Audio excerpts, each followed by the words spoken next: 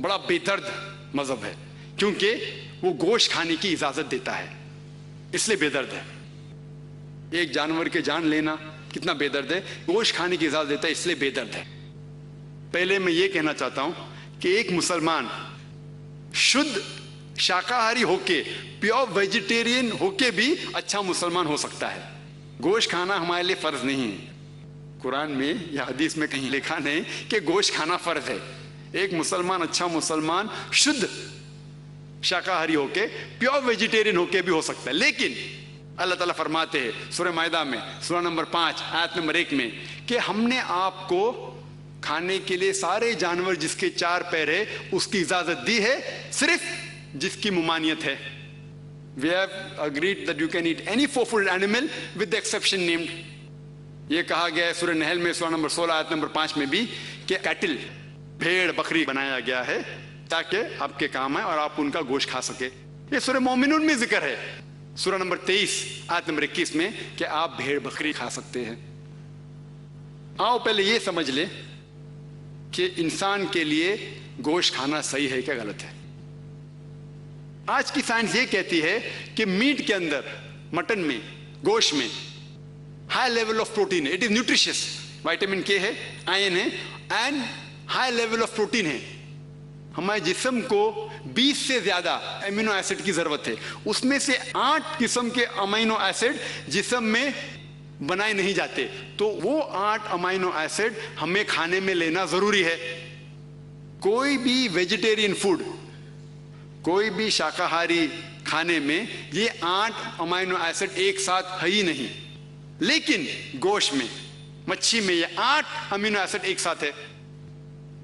वो अलग बात है कि अगर हम डिफरेंट वेजिटेबल्स खाएंगे, फ्रूट्स खाएंगे, तो शायद 8 एक साथ में हो जाए, लेकिन एक साथ में एक वेजिटेबल में 8 अमीनो एसिड मौजूद ही नहीं है।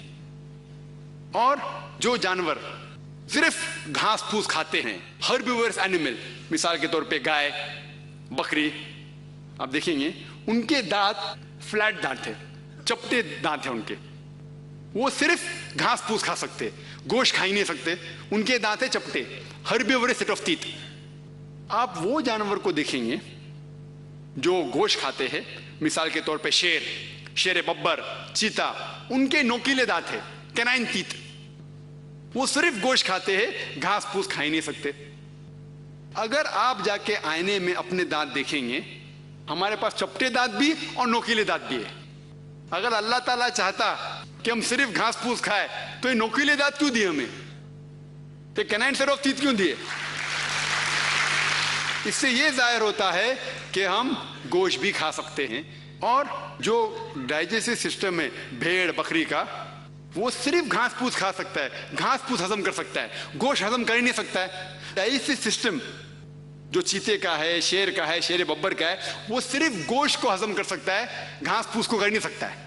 हमारा डाइजेस्टिव सिस्टम जो भगवान ने बनाया है, जो खुदा ने बनाया है, जो अल्लाह सुब्हानहू बनाया है, वो घास फूस भी हजम कर सकता है, गोश्त भी हजम कर सकता है।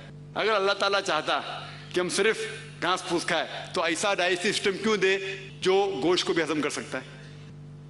और बहुत से लोग को ये गलत फहमी है, हमारे हिंदू दोस्त लोग को, कि उनकी मजहबी किताबें गोश्त खाने से रोकती हैं।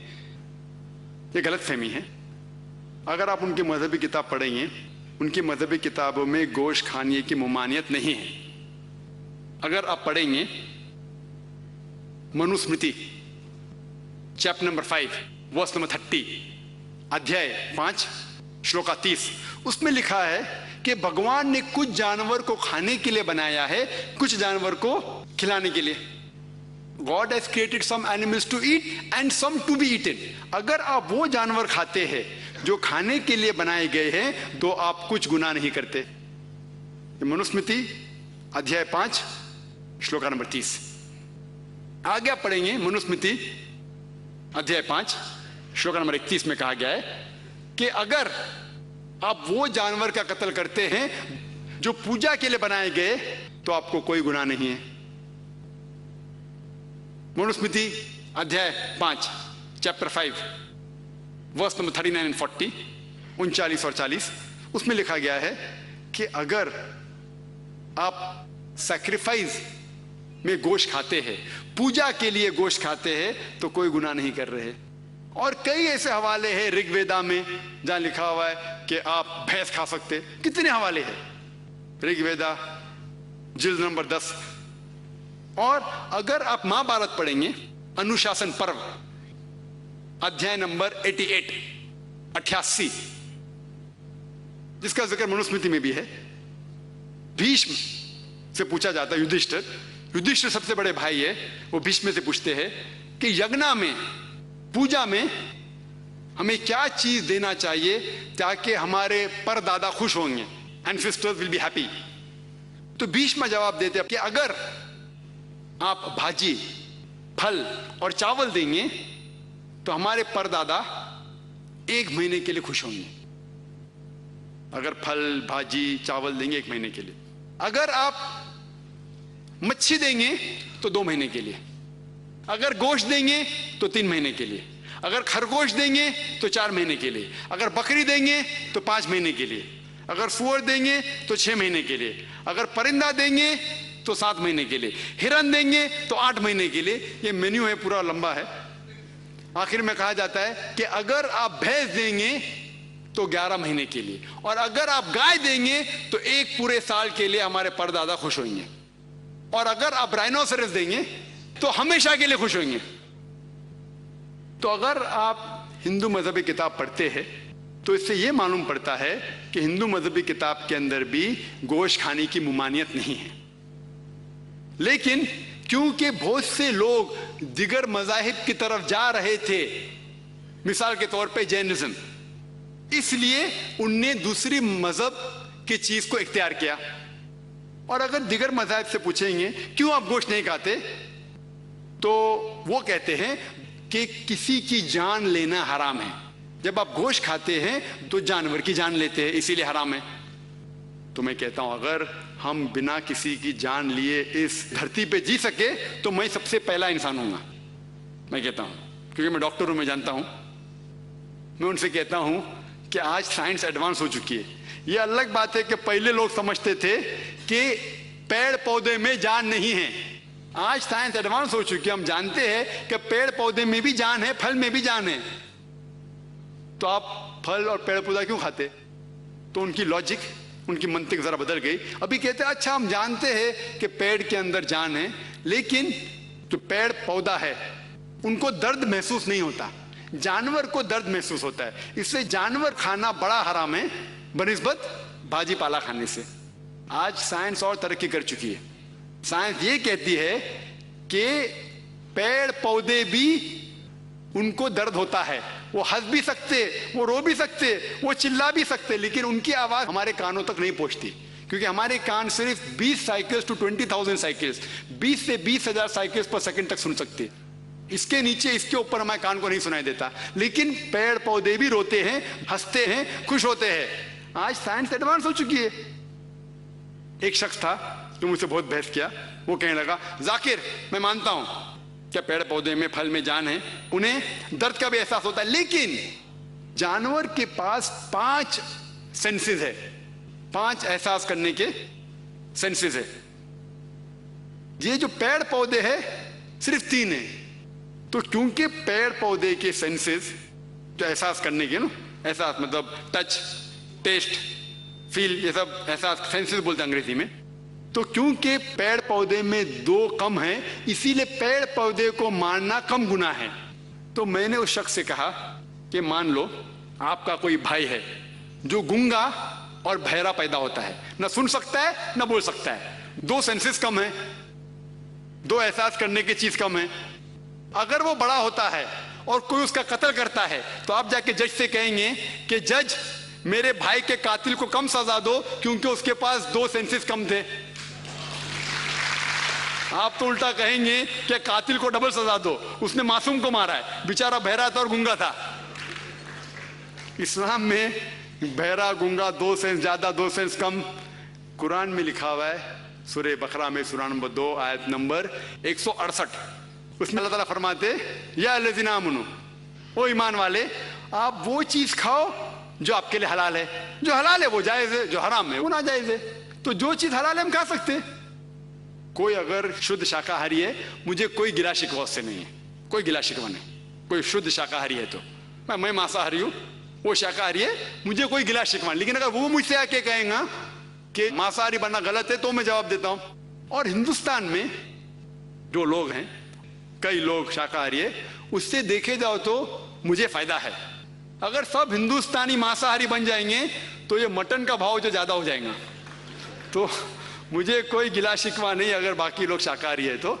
लेकिन कुरान इजाजत देता है कि आप जो जानवर के नाम दिए गए वो खा सकते हैं। और कुछ लोग ये कहते हैं कि आप लोग जानवर खाते हैं और जानवर की तरह बर्ताव करते हैं। तो मेरा जवाब ये मुख्तसर सा जवाब, वक्त कम है, बिल्कुल सही। आज की साइंस ये कहती है कि जो भी आप खाते हैं वो आपके मिजाज के ऊपर असर करता है। ये साइंस का लेटेस्ट डिस्कवरी है। जो आप खाते हैं आपके बिहेवियर के ऊपर उसका इफेक्ट होता है। तो वो कहते हैं गैर मुस्लिम, आप जानवर खाते और जानवर की तरह बर्ताव करते। तो मेरा जवाब ये है कि हमारे इस्लाम में वो जो खतरनाक जानवर हैं, शेर, चीता, शेर बब्बर, जो एकदम वायलेंट है, खतरनाक है, वो खाने की ममानियत है, अलाउड नहीं है, प्रोहिबिटेड है। हमको सिर्फ इजाजत है भेड़, बकरी, गाय, जो अमन के जानवर है, क्योंकि हम अमन से रहना चाहते हैं। कुछ गैर मुस्लिम कहते हैं ठीक है आप जानवर खाते हैं, में कोई एतराज नहीं, आप जानवर खाते कोई एतराज नहीं। लेकिन आप जब ज़बा करते हैं तो इतने तकलीफ से जानवर को क्यों मारते हैं, तड़पा तड़पा के क्यों मारते हैं? एक झटका दो जानवर मर गया। और इसी तरीके से हमारे एक सिख दोस्त और एक मुसलमान भाई से बहस चल रही थी। वो सिख बोलते आपको मारने का तो झटका से मारो, फिनिश, एक झटके में जानवर मर गया, आप तड़पा तड़पा के क्यों मारते? तो अपना मुसलमान भाई जो उसके जहन से उसने जवाब दिया, उसने कहा कि आप लोग बुज़दिल है, आप लोग पीछे से वार करते हैं, हम मर्द के बच्चे आगे से वार करते हैं।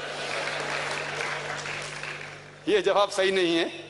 ये एक चुटकुला था, चुटकुला, जोक, चुटकुला कहते हैं ना, तो ये सही जवाब नहीं। सही जवाब इस्लाम में हम ज़बा करते हैं, उसकी वजह यह है, कई शराइत हैं कि छुरी तेज होना चाहिए, जल्दी से करना चाहिए, एक जानवर को दूसरे जानवर के सामने ज़बा नहीं करना चाहिए, कई चीजें हैं।